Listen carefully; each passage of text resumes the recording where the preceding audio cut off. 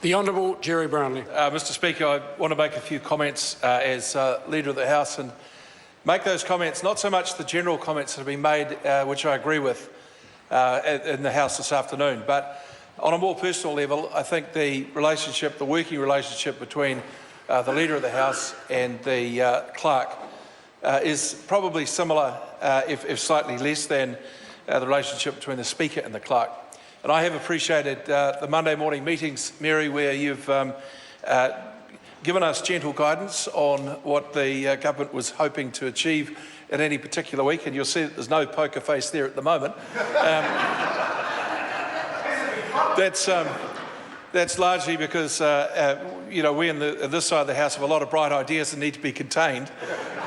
But I think one of the things that I think can't be stated enough about your term as the Clerk is the way in which you have quite quietly but very firmly protected the privilege of Parliament. And I think it's a concept that's often misunderstood. People seem to think that that's about, you know, how often you travel, what sort of you know, arrangements you get for your accommodation, etc. All those peripheral things to the work, where in fact it is about the protection that's provided to members of Parliament to go about their representational work in the strongest possible way. And there will always be those who want to pare that back.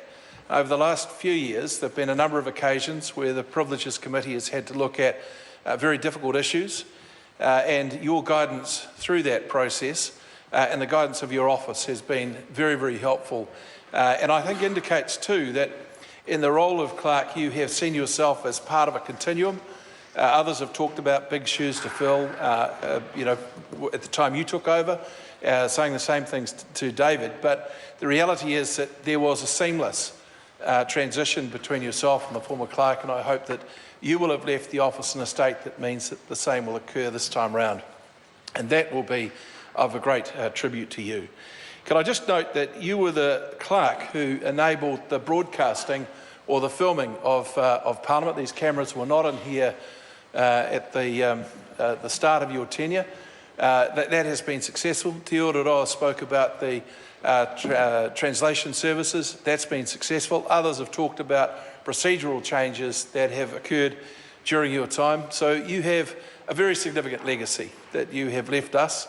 But above all, what you have left us with is a strong sense of the obligation we all have to represent as well as we can the people who sent us here. For that, we thank you and wish you all the best in your retirement and all the endeavours that have been spoken of so far and the many others that I'm sure to come over the years. Thank you.